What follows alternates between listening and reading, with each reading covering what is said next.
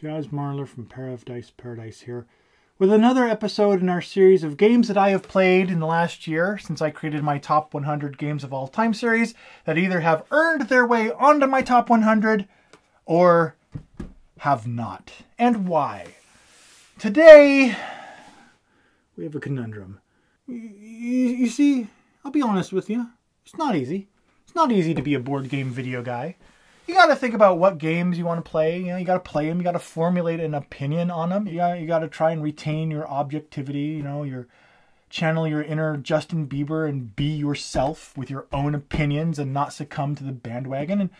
And sometimes that can be really hard. And that's why sometimes even though they don't make your way onto your top 100, you have to play a game that's more therapeutic, like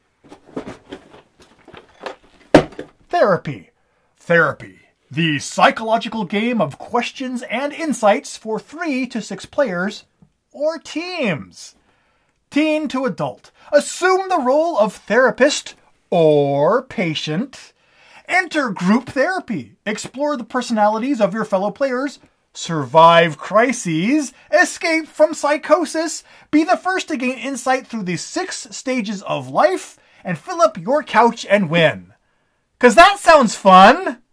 But really, as terrible as therapy sounds, and is, it can be very helpful. Because there are times that, as a board game reviewer personality, you find that you sometimes encounter games that give you a deep internal conflict. Which is the case with today's featured game, Clank, the deck-building, dungeon-delving adventure.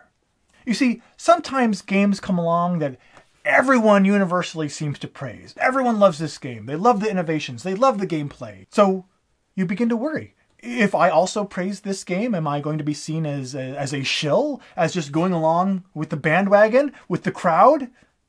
Have I finally sold out? And if so, why did I sell out for just the price of a board game? And that's why, sometimes, when games like this that are universally praised come along, you desperately really want to find something about it that you don't like so you can go against the grain and give it a negative review. But alas, such was not the case with Clank. I played this game, and I really, really liked it. And everyone I played it with really, really liked it. In fact, Clank has been the game among my friends and family that has been requested to play again and again and again the most frequently this year. Other deck builders haven't done that. Trains even had an expansion this year, and it still hasn't done that. Choo-choo.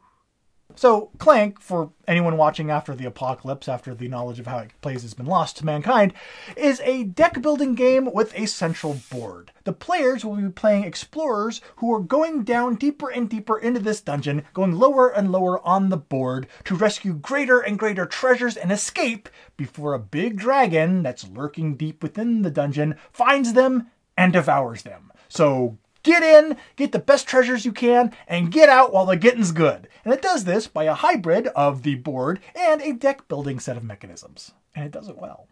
But how well does it do it? Well, it does it well enough that Clank is now my new #1 favorite board game of all time, is what I would say if I actually did sell out and give in to all the praise that has been heaped upon this game. Instead, I think that Clank probably comes in, I would say, right around the middle. I'm going to let's say 45 to 55 probably on my top 100 list. And there's some room for wiggle there one way or the other, but that's the general landing place for it. Meanwhile, Therapy, while it doesn't rank on my top 100 games of all time list, does know all of my innermost secrets. So that's Therapy and Clank. 2 games that I have played since I created my top 100 games of all time list last year, and where they rank on that list, or don't rank, and why. Join me again for another episode soon, where we'll take a look at least 2 more games, and we'll see how they rank. Until then, thanks for watching. We'll talk to you again soon. Thanks so much for watching the Dice Tower videos. Find more great videos and reviews, as well as our top-rated audio podcast at Dicetower.com. You can also find other great shows at DicetowerNetwork.com.